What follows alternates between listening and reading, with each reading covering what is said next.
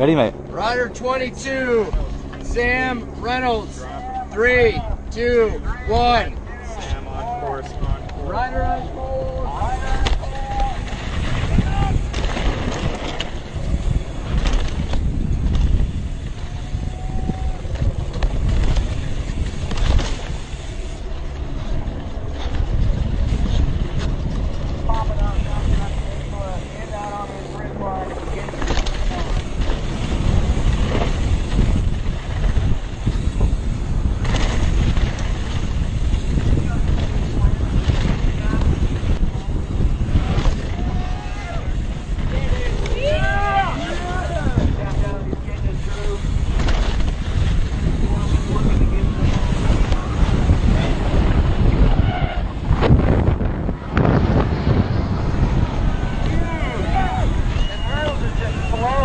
Such a big jump to the trigger.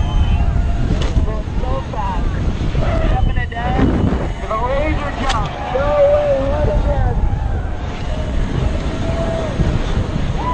Check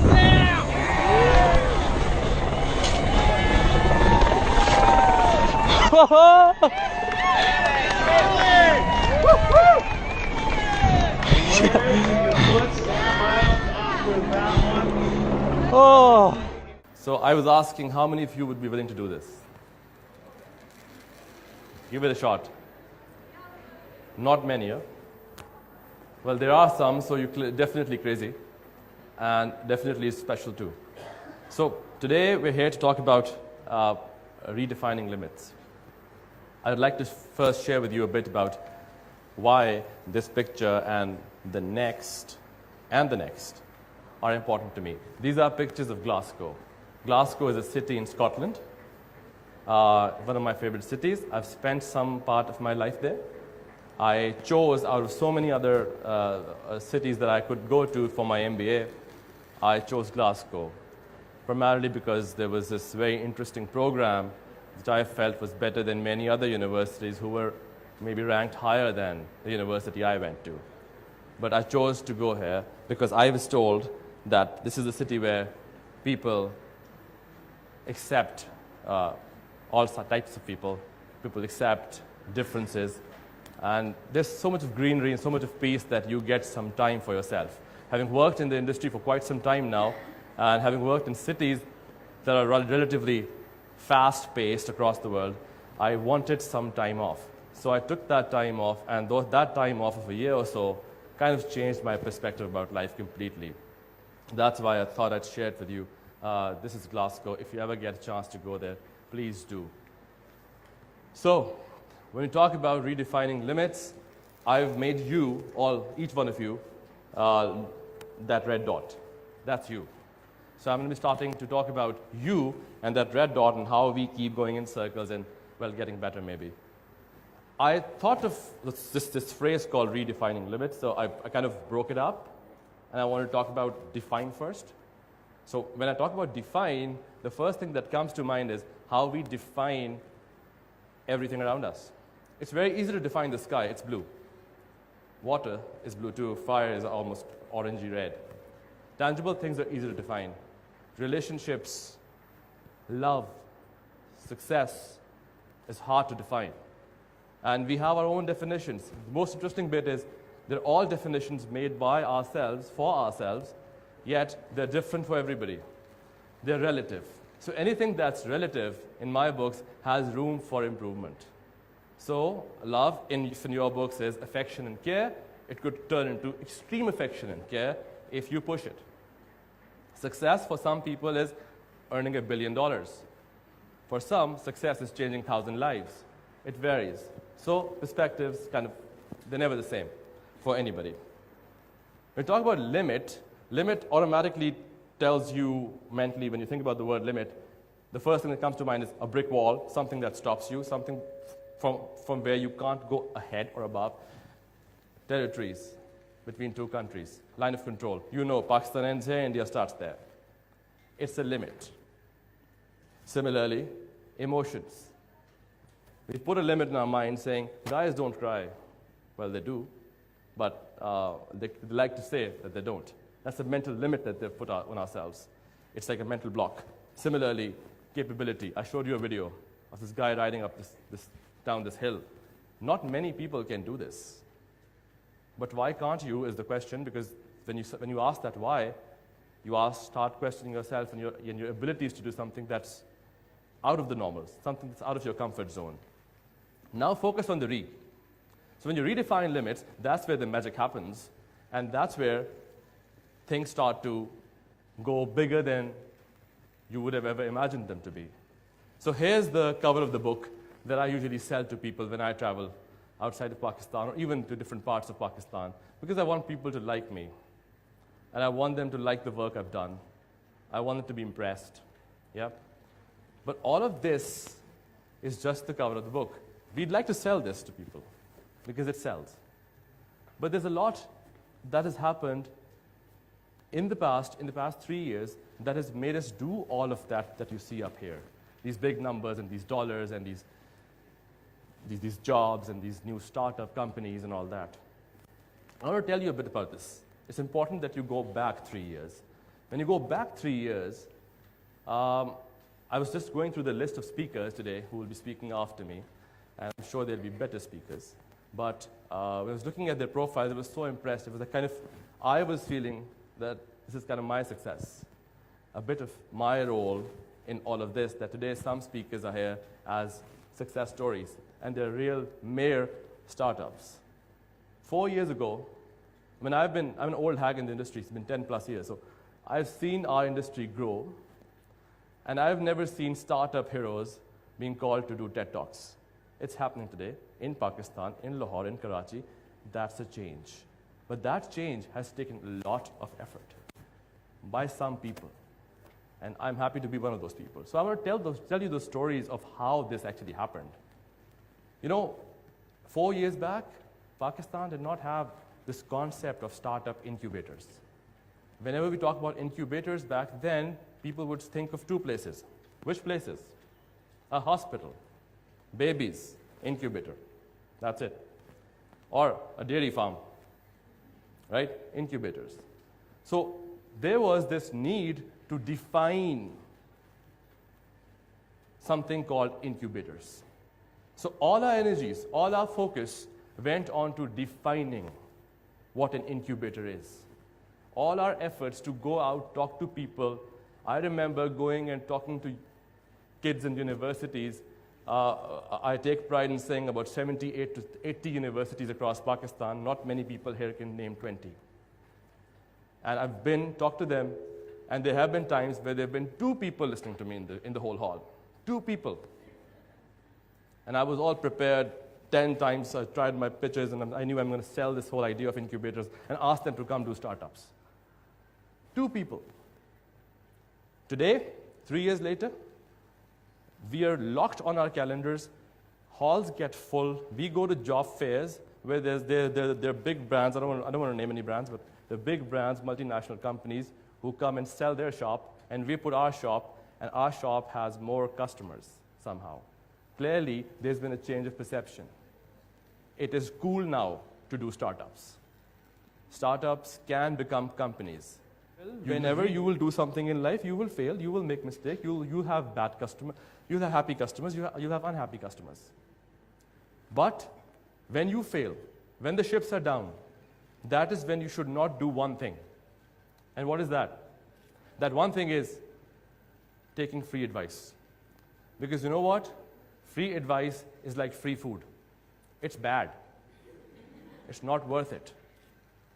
So, whenever there are people telling you that you should have done this, you should have done that, just ignore it. Just keep at it. You know best. Had they known better than you, they would have done it by now. Right? So when you start searching for improving upon your weaknesses, you start hunting for better than what you are doing at the moment. Asking yourself this question, which we call self-reflection, is what I'm doing right now the best that I can do? Is there more that I can do? Can I stretch myself to bigger limits? That's that hunt, that question that you ask yourself every day if you want to move from good to great. Good is the biggest enemy of great. I have felt it myself. When you perform and you achieve results, and the results are good, you want to settle for them. Don't. That's where the thin line between good and great starts to, that's where you start flirting with the line. And you should flirt with the line. You should try and make your level of good, your level of acceptable results better. Expand them. And that can only happen if you experiment, if you try. And for that to happen, you need some sanity. And that sanity is measurable goals. You need goals that you can measure. But if you notice, I could have put measurable goals, as I did in my MBA, back after need analysis.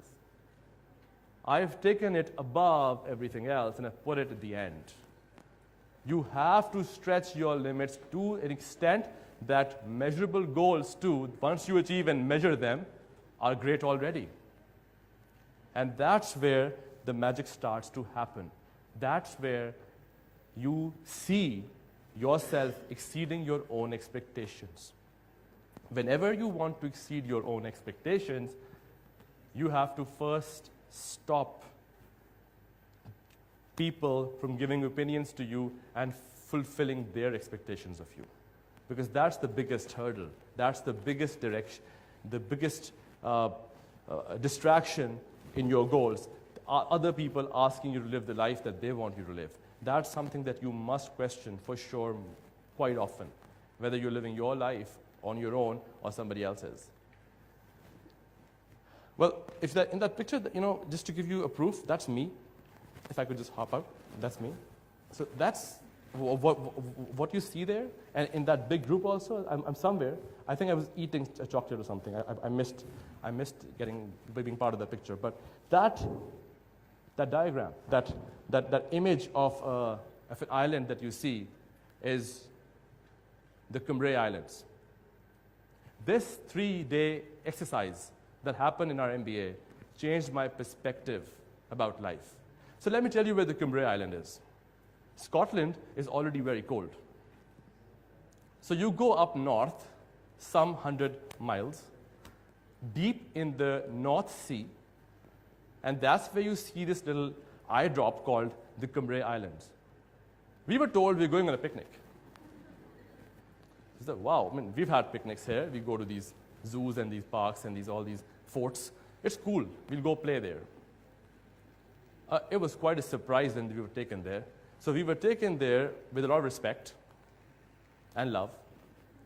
But when we landed, we were given rooms of the size of 3 people who could stand in that room, and we had to sleep in the same room. 3 people who we did not like, know, or even want to see their faces. But we had to sleep in the same rooms for 3 days randomly. And more importantly, we were put in this group of 15 people per team who had to go deep in the sea on boats and collect points that were somehow plugged with these anchors and these buoys in different parts of the sea. So the deeper you go in the sea, the more points you get. And the deeper you go in the sea, the wave starts to get more wild. And these things you had to do over a 3-day period, and you had to forcefully do them at 10:30 p.m. in the North Sea. Just imagine yourself in a small boat with 15 not so cool people around you, and you need to survive, and you need to ensure that they survive because they're part of your team. How did they hook us up on this? How did we not? We had no option to bow out of this because I remember it was 35% of our entire degree. So if you wanted an MBA, you had to do it. So we had to do what? All of that, those dives in deep sea, looking for those points, ensuring that those 15 people that you don't like survive because they are part of your team. You're getting points for you to survive and for them to survive together. That was difficult. But by the end of the 3 days, what we did see was this. Most of us had come out of our comfort zones. We were put in our learning zones. And the day you're put in your learning zone, you have somehow redefined your own limits. Would you I'll ask you this question. How many of you, especially from being from Lahore, how many of you would like to have boiled food for 3 days? Boiled food, and that too in such small quantity. For a Lahori, that's a crime. You had to do it. You had to eat boiled staple food. 3 days. You were put in the sea. You had to manage. Who wants to be in the sea at minus 10 degrees Celsius at 12 midnight? You don't want to be there, but you had to be there because there was a goal that you had to achieve. And that's what taught us to stretch our limits. And that theory is what I brought back to Pakistan. Because when I look back at my country, I see that we are in dire need of greatness, dire need of our local heroes. We need people who can inspire us. We need people who do great things. And you cannot do great things if you won't believe in yourself, if you won't believe in the power of redefining your own limits. These kids who I work with now, as part of the Viz Kids program that we run, yes, we go to schools, we've gone in 25 odd schools, we started teaching kids how to program, how to code, how to design, how to become bloggers. These 4 kids here, not more than 15 years in age, are now startup co-founders with real companies who make real money. How did that happen? Did their parents ever thought they could stretch to this extent so early in their age? No. They, when I talk to them, have high expectations of their own. These are the sort of people we need. We need people who can stretch their own expectations. Pakistan is a beautiful country. Having seen some parts of the world, well, quite a few, I'm telling you, Pakistan is a beautiful country. I meet young people every single day at my job, and I am amazed at the talent. All we now need is to stop depending on people. We need to depend on ourselves, and we need to stretch ourselves to limits. You know, the biggest hurdle, all of them, they're all mental up here. It's all about the mind. You, if you focus. You know, the biggest enemy of you is the fear of failure. It's the fear of failure that prevents you from winning. It's that fear that makes you downsize your dream, downscale your dreams. Never downscale your dreams for people. Even if they tell you it can't happen, you don't need to worry. You don't need to prove anything to anybody else but yourself. If Pakistanis can start thinking like that, if we can start thinking like that, I'm telling you, we need our country, on the basis of our youth, would be a shining star that the world would like to follow. And I'm very hopeful that will happen. Thank you very much.